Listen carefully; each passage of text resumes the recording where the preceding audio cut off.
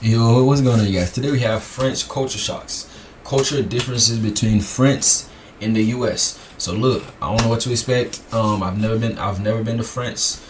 I've never been to Europe at all. But I'm interested. I'm interested to see what she got to say. The differences in the cultures, man. Without further ado, we're gonna get straight to the video. Come on. Not expecting all of this. Hey guys, welcome back to my channel, and if you're new here, I'm Tiff.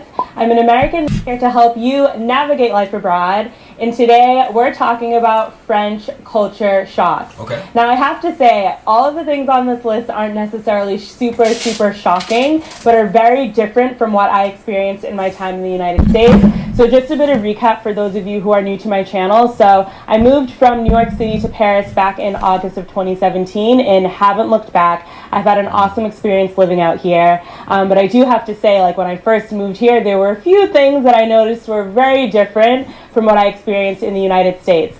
Some shocking, some not so shocking, but nonetheless, thought that this video would be helpful for you if you're interested in moving to Paris, interested in traveling to Paris, or just genuinely interested in the differences between French and American culture. You know, I thought that this could be a cool video for you guys, so thought I'd share. So in this video, I'll be sharing about 10 different culture shocks or things that I felt were very different from what I experienced in the United States. So if you guys are ready for this, make sure to hit the like button, subscribe to my channel, and now let's get into it. Come on. So the very first one on my list, of course, has to do with food. Okay. If you guys have been following me for a while, you know that I'm literally obsessed with the food in Paris.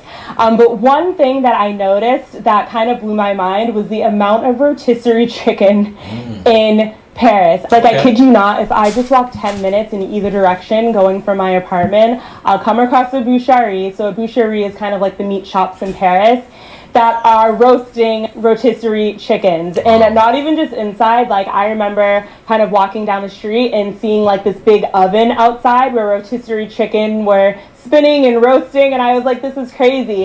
And it's everywhere in Paris. Like, they love their rotisserie chicken. Okay. And that was new for me, so I ate it up when I first came here. And it's really good too at most of the boucheries, and actually even in a lot of the supermarkets you can find rotisserie chicken too. Especially of course at restaurants. Like poulet frite is like a big thing, especially at a lot of the brasseries out here. So rotisserie chicken is a thing out here. They love it, and it's literally everywhere. And since we're talking about food, the second thing I wanted to bring up was around restaurants. So I don't know if a lot of people know, but a lot of restaurants in Paris close midday. So usually between 3 p.m. and 7 p.m. restaurants are closed. And this was something that was very new for me. Like, in the United States, restaurants are pretty much open all day. And actually when I went to Corsica, this is implemented heavily. Like, I remember we would be hungry kind of during the day between 3 and 7, and literally nothing would be open. Wow, that's interesting. I mean, here, yeah, a lot of restaurants open from whatever the time they open in the morning till late 12 a.m. sorry, 11 p.m.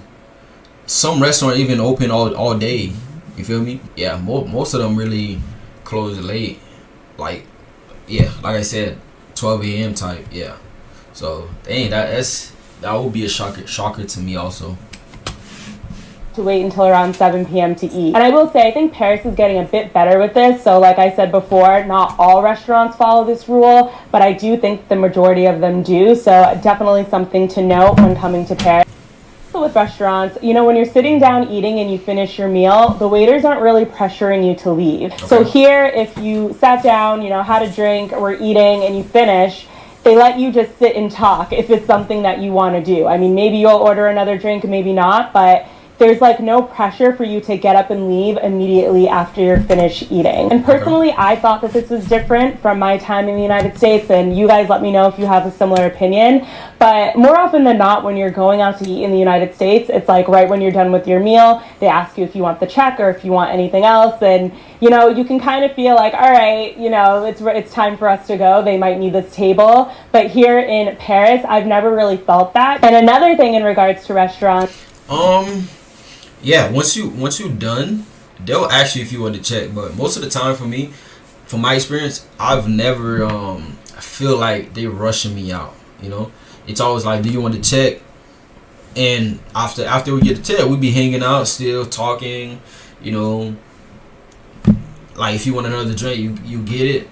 But I've never felt like I've been rushed out. But that's my experience though. She probably have different experiences. There really aren't any rules around tipping. Okay. So tipping is really not a cultural norm out here, which of course is different in the United States. Like there's so many rules around tipping in the United States, but here it's not like that at all. Like you really don't have to tip at restaurants. I will say though, I have noticed, especially since the lockdown, that the food delivery services like Uber Eats and Deliveroo, which are the big ones out here, do allow you to tip on the app for the restaurant and for the driver or the bike rider that's delivering your food. So I kind of think that that's very new out here. So I have started tipping like through those apps, but more often than not, if you're at a restaurant here, you don't have to tip. It's just not a part of the culture. And then Okay. I mean, I know. In Europe, France, it's not tipping. Is not something that you have to do. You don't tip. You feel me? So that's good. That's good. Here, yeah, I tip. I tip. I tip when I go to the restaurants, and I tip when somebody delivering the food. I don't know. It's just something that I've always done. You know. List is grocery shopping. Okay. And I'm literally living for this list that I made because I just noticed that the first like 4 have to do with food. Oh my God.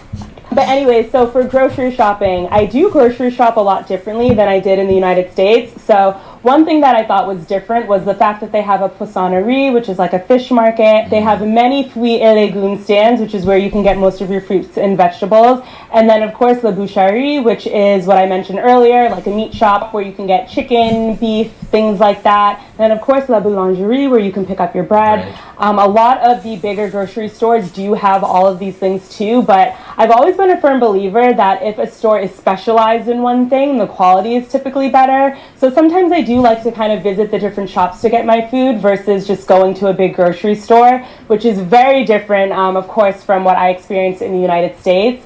And then another thing that I could say is I kind of feel like people shop differently here. So in the United States, I was so used to shopping in bulk, like picking up food for like 2 weeks or so, 10 days, maybe even a week.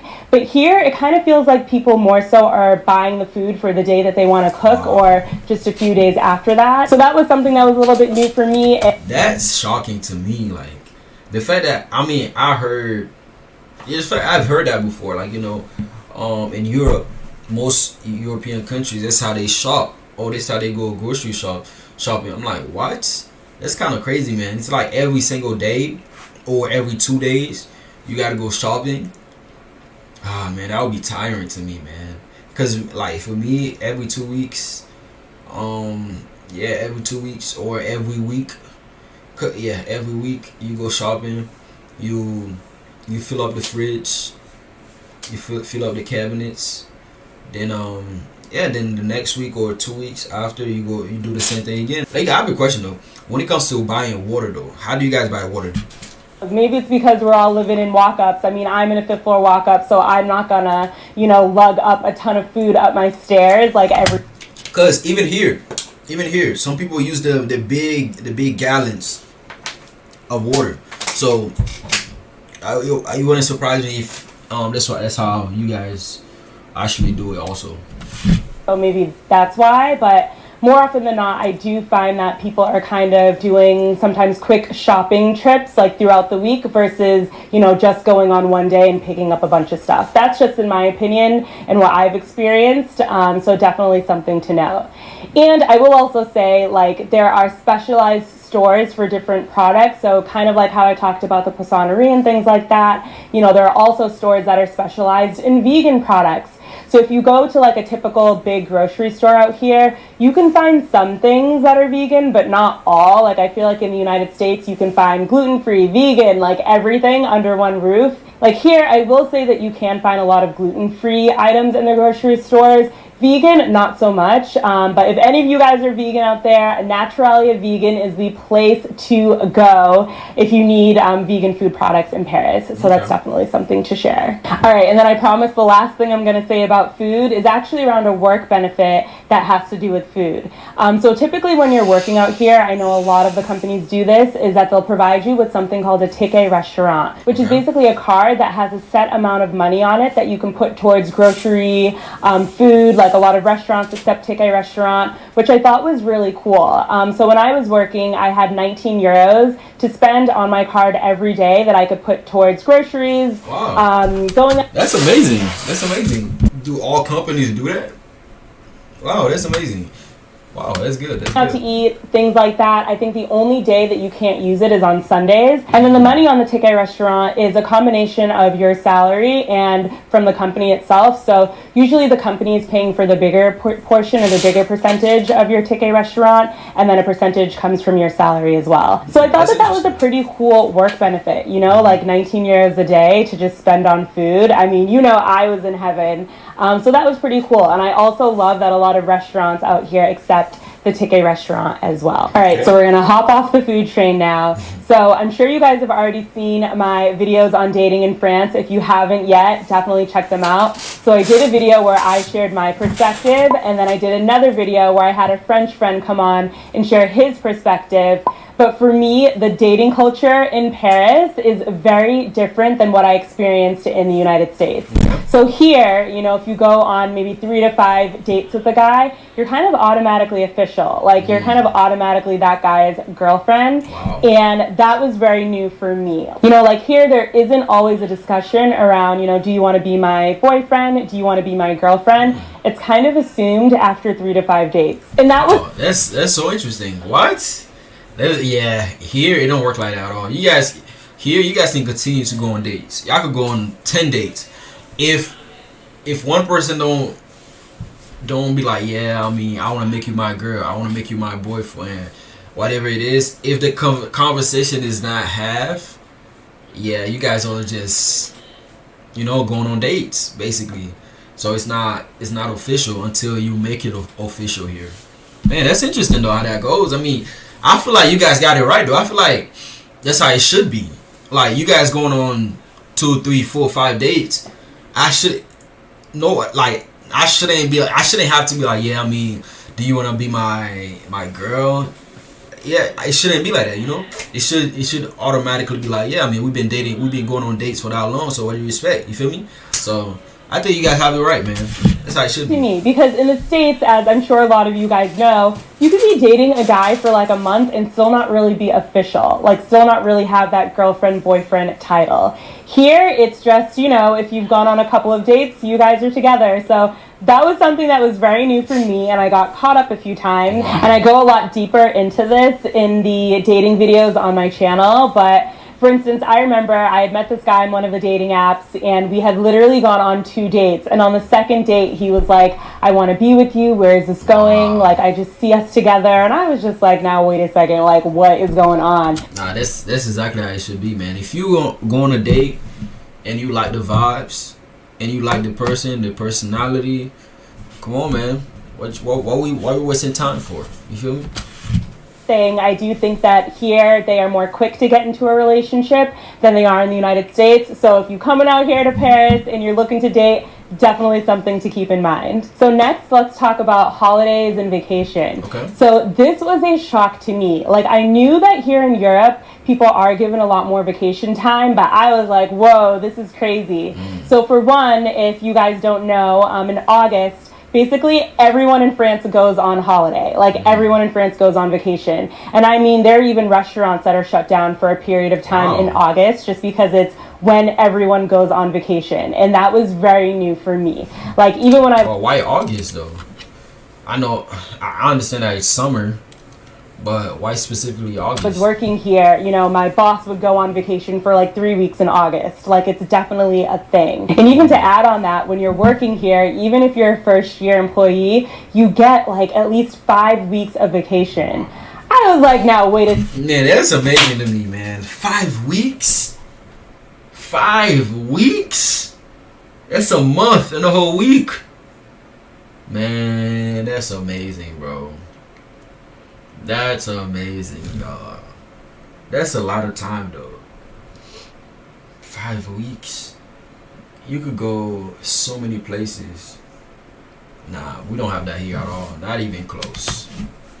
This is insane. I remember planning my birthday for May of 2019, and I was like, okay, Tiff, like, where are we gonna go? Like, I was so excited just to have so much vacation time. And to add on that too, there are also a lot of public holidays in France. And one more thing, it's paid vacations, right? I was reading something. It says it's like paid vacation. It's not like, oh yeah, you get a vacation, you don't get paid, bro. It's paid vacation, man. Come on, man. Y'all doing it right, man. Y'all doing it right. That's how it's supposed to be, man. And a couple of them are in May. So I was like, listen, in May, I'm going to Greece, I'm going to Bali. And I did, and it was fine, and it was awesome. So the vacation and holidays here are amazing. That's something that was definitely a shock to me, just the amount of vacation days that I got as a first-year employee out here. Because honestly, when I was working in New York, I was working in PR, and I think I literally got like 10 vacation days for the year. It was insane. So definitely a cool thing about France. And then actually to add on this, and something that I didn't know before moving out here, is that on Sundays, a lot of places are closed or either open late or close super early. And I can't say that this is for everywhere in Paris. I think in certain areas, things may be a bit more open on Sundays, but more often than not, that's what you're dealing with. And it was new for me because I was so used to like doing all of my grocery shopping and errands on Sundays. But here, I feel like most people do that on Saturdays. And Sundays are really their day to kind of chill with family and friends and things like that. And I actually remember when I was living in the suburbs of Paris, so like right outside of Paris, when I was going to school, and there it was literally like everything was closed on Sundays, like everything. And I hadn't realized this. This was probably maybe like my first week or so when I moved here, and I wanted to go grocery shopping. Nothing was open. I literally had barely any food in my apartment. Finally found this like little convenience store that was open, so was able to get a few things. But I'm telling y'all, it's very different. Like not everything is open on Sundays here, which was something that was new for me. Okay. And then another thing that I wanted to talk about, which is kind of related to school. Here's like, I mean, everything's okay. Yeah, everything's open here on Sundays except for Chick-fil-A. Chick-fil-A is the only thing I could think of that's not open on Sunday. Everything is just kind of normal. You might have some places that close earlier than usual on Sundays, but that's about it. Are the amount of breaks that you're allowed. Like the breaks here are insane. Like just breaks that you can take throughout the day. So I think I've already talked about breaks here. And work are the amount of breaks that you're allowed. Like the breaks here are insane, like just breaks that you can take throughout the day. So I think I've already talked about in a few of my other videos, I think my working in Paris video, about the lunch breaks here. So here in Paris, at least this was my experience, we weren't allowed to eat at our desks at all. Like for lunch, we had to leave, go to the canteen, so the cafeteria, or go outside and pick something up, but we weren't allowed to eat at our desks. This was obviously very different for me, especially having just worked in New York before coming here. Because in New York, I mean, we were always eating at our desks. Like, it was kind of the norm to just eat and work. Here, there really isn't as much of that. People will take an hour lunch, sometimes 2 hours, if they don't have too much. 2 hours? Wow. Man, I don't know, man. You guys' work policies and, like, work culture is just way better in Europe than we have it here. When it comes to vacation time, not only vacation time, but paid vacation time. And now I'm learning about 2 hour breaks. Wow, that is amazing, man. That is amazing. You guys are doing it right, man. So definitely something that was different. And on top of that, throughout the day, like people are taking coffee breaks, people are taking smoke breaks. And even when I was studying out here, like of course I expected to have a lunch break, but even just other things like the smoke breaks, like the professor would always have like a smoke break or a coffee break, things like that. So I feel like taking breaks throughout the day is definitely part of the... Okay, 1 hour break is not... 1 hour break, I mean, a lot of people here have an hour break. I've heard that one before. But 2, because if you have an hour break, that means you're not having any other breaks. That's just it. You know, when it's your time, you get your hour break, then you're done. But most places though, they gonna do 30 minutes. Most places they do 30 minutes. In some other places they'll do 30 minutes, but they'll give you a 15 minutes. That's what that's what I've seen. But 2 hours, I've never heard of 2 hour breaks. Never. Cause she said you get a 2 hour, you could take a 2 hour break if you're not busy. Then take another. Then you can have other smoke breaks, other coffee breaks, snack break. Man, that's amazing. That is amazing. I've never heard that one before here. And also kind of improves the quality of life. I actually really like that about the culture, that they are really big on taking breaks throughout the day. Now, another thing that actually has to do more so with school is the grading system. Okay. So the grading system I found was very, very different than what I was used to when I went to college in the United States. So here they grade on a 20-point system, okay. Whereas in the States, you know, we have A, B, C, D, F. So that's very different. And I've actually heard that it's nearly impossible to get like a 20 out of 20 here in France when you're going to school. So yeah, I noticed that was very different, that they grade based off a 20-point system versus having letter grades. And the next thing I have for you guys is the fact that the dates are reversed.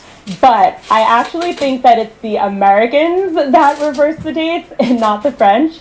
And I'll tell you why. So here, when you're writing out the date, you do the day, then the month, then the year. Whereas in the United States, when we're writing out the date, we do the month, the date, and then the year. So, for example, instead of 10, 15, 20 like we do in the States, they do 15, 10, 20.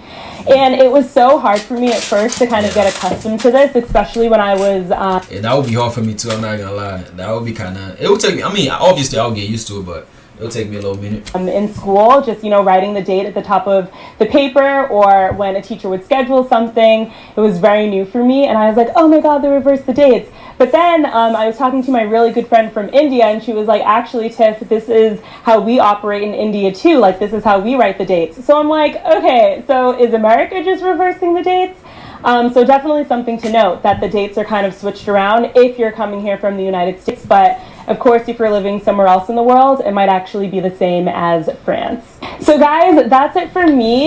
So these are some of the things that I found were very different from my time in the United States. Some things that were very, very new for me and kind of shocking at times, especially when I first moved here. So wanted to share with you guys, if any of you guys are looking to move or travel to Paris or France in the near future, once the world opens back up. So thank you guys so much for watching. I hope that this video was helpful, and I'll see you soon. Oh, this was a good video. I like this video a lot. Yeah, thank you so much for this video. A lot of things here is different. We know tipping. Here we tip. Over here, over there in France, you guys don't really do that. She said dating is different, because that's something that's like that. Yeah, that's very different. Because here, man, like I said, you could date, you could be talking to somebody for 2 months, 3 months. If you guys never had the conversation, saying, okay, I'm gonna make you my girl, I'm gonna make you my boyfriend, whatever. We're gonna agree that we are exclusive. You're not official. You feel me? So that's different. The shopping experience is different. Man, there's a lot of things that's different, man. It's shocking. So again, thank you for this video. I really enjoyed it. Guys, thank you so much for watching with me. The purpose of this channel is really so I can learn more about different cultures, so I can learn more about different countries other than the US, you know. So that's the point. That's the purpose of this channel. So if you want to leave a like, that would be great. If you want to leave a comment, that would be amazing. But if you subscribe, that would be even better, man. We're on our way to 10,000 subscribers. So please like, comment, and subscribe. I'll catch you on the next one. Bye bye.